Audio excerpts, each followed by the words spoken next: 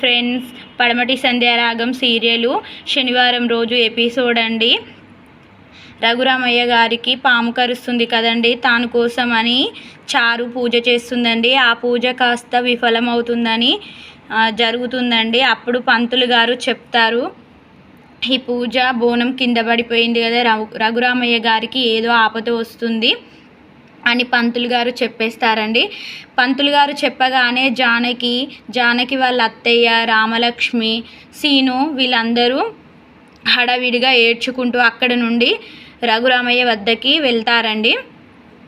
వెళ్ళగానే రఘురామయ్య అక్కడ పడుకొని ఉంటాడండి, ఎలాంటి స్పర్శ ఉండదు. అప్పుడు జానకి వాళ్ళ మరిది గారిని, రఘురామయ్య తమ్ముడి గారిని జానకి అడుగుతుంది, ఏమైంది అనేసి అడిగితే లాభం ఏం లేదు అన్నారు వదిన అని చెప్తాడండి. చెప్పగానే అప్పుడు రామలక్ష్మి, జానకి వాళ్ళ అత్తయ్య, సీను చాలా ఏడుస్తూ బాధపడుతూ ఉంటారండి. అప్పుడే జానకి ఉండి ఆద్య ఎక్కడా అని అడుగుతుందండి. అడిగితే అప్పుడు రఘురామయ్య తమ్ముడు చెప్తాడండి, ఆద్య స్వామీజీ గారు లాస్ట్ ప్రయత్నంగా పుట్టలో ఉన్న మట్టి తీసుకొస్తే రఘురామయ్య గారు అన్నయ్య బతుకుతాడని చెప్పాడు వదిన, అందుకనే ఆద్య వెళ్ళింది అని చెప్పేసి చెప్తాడండి. చెప్పగానే వెంటనే జానకి ఉండి, అలా ఎలా వెళ్ళనిచ్చావు నువ్వు, అలా చేస్తే ఆద్యకు ప్రమాదం కదా, ఎందుకు వెళ్ళనిచ్చావు అని చెప్పుతూ ఏడుస్తుందండి. సీను కూడా అదే అంటాడండి, అలా ఎలా నువ్వు వెళ్ళనిచ్చావు అని చెప్తాడండి. అలా వెళ్ళనియొద్దు కదా అని ఏడుస్తూ ఉంటారండి.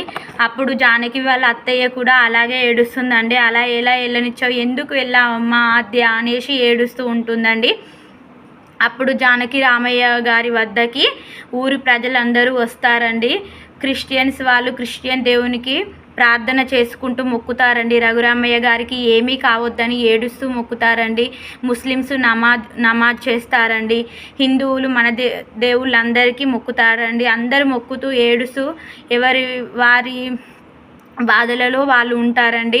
అప్పుడే జానకి రఘురామయ్య తల వద్దకి వచ్చి, లేవండి ప్లీజ్ లేవండి, నన్ను విడిచి ఎలా వెళ్ళిపోతారండి, నన్ను అన్యాయం చేశారా అండి అనుకుంటూ జానకి ఏడుస్తుందండి. జానకి ఏడుస్తూ ఉండగా జానకి వాళ్ళ అత్తయ్య కూడా రఘు లేవ్వరా అని ఏడుస్తూ ఉంటుందండి. రామలక్ష్మి కూడా నాన్నగారు లేవండి, నాన్న లేవండి నాన్న అంటూ ఏడుస్తుందండి. శ్రీని కూడా మావయ్య లేవు మావయ్య అని ఇలా అందరూ ఏడుస్తూ బాధపడుతూ ఉంటారండి.